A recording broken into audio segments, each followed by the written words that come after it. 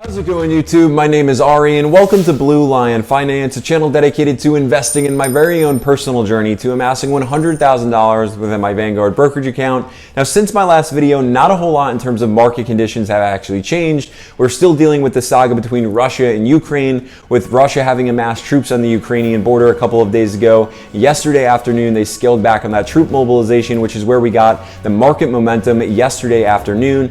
Now, in taking a look at where the FDA is in terms of this COVID vaccine decision with children, they still did not give it the stamp of approval, which is adding to the uncertainty in the market. And the icing on the cake here is we are still battling sky-high inflation, all of which is just causing for bouts of volatility. But as a long-term value investor, I am all for it because it presents opportunities for me to go ahead and double down on high-quality stock positions while they are on sale. So I want to share with you what I've been doing rather recently, just keeping you up to speed with the Blue Lion Finance portfolio. As of yesterday, I sold out of 2 stock positions and went ahead to double down in 3 positions within my portfolio. And in terms of my personal account, as of yesterday's momentum, we are up by $1,477.01 on the day, now allowing my account to sit at $86,447.68. Before we actually dive in, you know what to do, and tapping on that thumbs up button to help me grow this channel and get the word out there. And if you haven't already subscribed to the channel, make your way over to doing so. I'd certainly love to have each and every one of you on this journey with me. Now, YouTube, with all of that out of the way, let's go ahead and dive right in.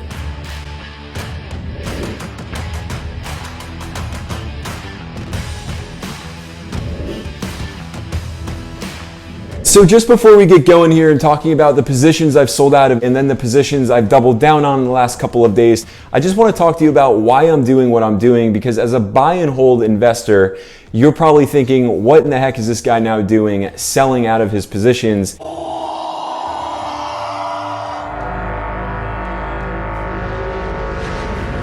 It takes me back to 2020 when we all know that the stock market was shook with a lot of volatility given the pandemic, and there I was just shopping around, loading up my portfolio and amassing a portfolio size of over 40 holdings. Now, looking back, that was a giant mistake because I spread myself way too thin across the positions that I was building, and I really wish I took a different approach, that approach being more of a Warren Buffett or Bill Ackman approach, focusing in on 5 to 10 to 15 really high quality positions, which is now what I'm looking to bring my portfolio size down to, just 10 to 15 high quality positions. And that is exactly why I've sold out of 2 positions just the other day. Now, that is not to say that these companies are not good investments that don't yield good dividend returns, but it is to say they no longer fit the criteria for my personal portfolio. So the first company I want to talk about is PPL Corporation, ticker symbol PPL. Now, PPL Corporation is a utility company that was founded back in 1920. And since its founding, it has become an industry leader, serving over 2.5 million customers throughout the United States. That all sounds pretty good. So why the heck did I sell out of such a safe bet? And that is because it's been trading sideways for quite some time. And when I take a look at other utility companies, say NextEra Energy or even Southern Company, I'm just seeing different trends worth of growth that I think are a far better investment than staying invested into PPL Corporation. So I went ahead to sell out of my position with PPL Corporation, only of having 5 shares worth of this company. I put $141.25 back into my pocket, and now leading me to the second company I've sold out of, which is a bit bigger of a play and a bit bigger of a position as well. With the second company I sold out of being Wells Fargo, ticker symbol WFC. Now, of course, you all probably know Wells Fargo. It is one of the largest banks within the United States. So I'm sure I don't need to go too far into detail about this particular bank, but what I want to talk about is why exactly I invested into Wells Fargo in the first place. And that takes us back to early 2020, just before the news of the pandemic,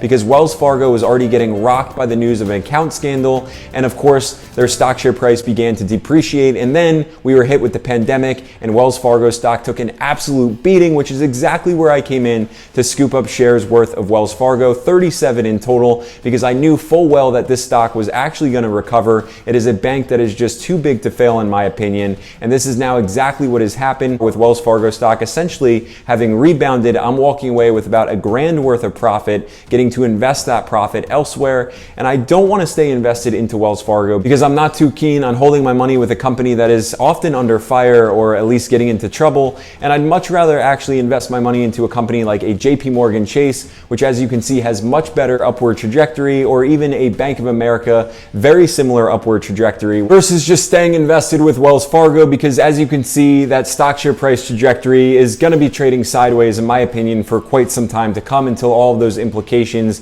for that account scandal are fully off their back. But ultimately, this all leads me to the three stocks I've been doubling down on. The very first stock I want to talk about is Realty Income, ticker symbol O. Realty Income is a REIT, a real estate investment trust. It was founded back in 1969. And for those of you who follow my channel, you know I love Realty Income. At present, I have 85 total shares after my most recent purchase here, which we're going to talk about. But I want to get down to business when it comes to Realty Income and sharing with you that since their founding, they've amassed a portfolio of over 11,000 properties spanning across the United States, and they have even expanded well into Puerto Rico, the United Kingdom, and now into Spain. That expansion is only continuing, and what I love most about Realty Income is they are the industry leader when it comes to net lease solutions, which ultimately means that their tenants pay from everything under the belt, from taxes to property repairs, you name it, the tenant is essentially responsible for it, which just allows Realty Income to be incredibly profitable. In terms of Realty Income's reliability factor, it comes right down to the tenants that are within their properties. We're talking about tenants from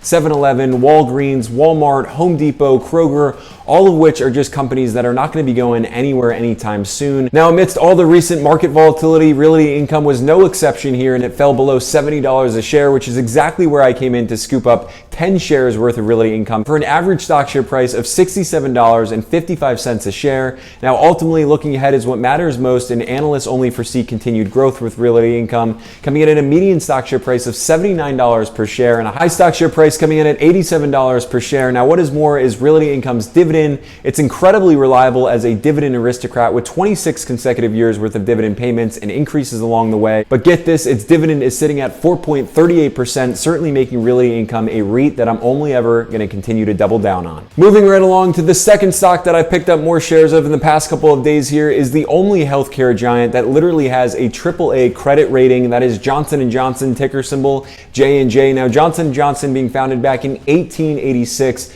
has 135 plus years worth of revolutionizing the entire healthcare industry.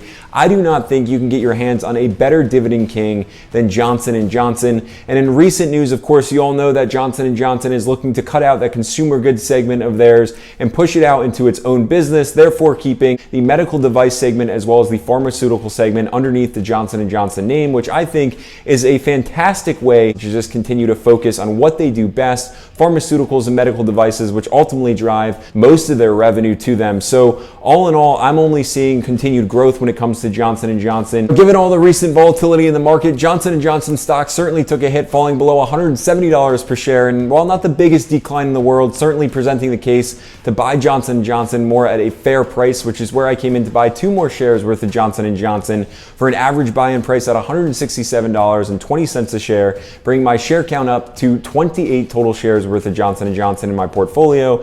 And looking into their future as they cut away from that consumer goods segment of theirs, analysts are only excited because they're going to be more focused on pharmaceuticals and medical devices, bringing in a ton more revenue, which places analysts' expectations at a median stock share price at $180 per share and a high stock share price at $215 per share. It is again a dividend king with 59 consecutive years worth of dividend payments and increases along the way, and their current dividend yield is sitting at 2.53%, just a rock solid dividend player to have within your portfolio. And last but not least, we're talking about investing into the entire market by simply buying up more shares of Vanguard's Total Stock Market Index Fund, ticker symbol VTI. Now, with this particular index fund, it is one that I buy every bout of volatility. It has over 4,000 companies within it, whether they're small, mid, or large cap companies, and it also incorporates both value and growth opportunities within it. You cannot go wrong. So again, every bout of volatility, I'm buying more and more shares worth of Vanguard's Total Stock Market Index Fund. With this current bout of volatility, I bought 4 more shares worth of VTI for an average buy-in price of $224.34,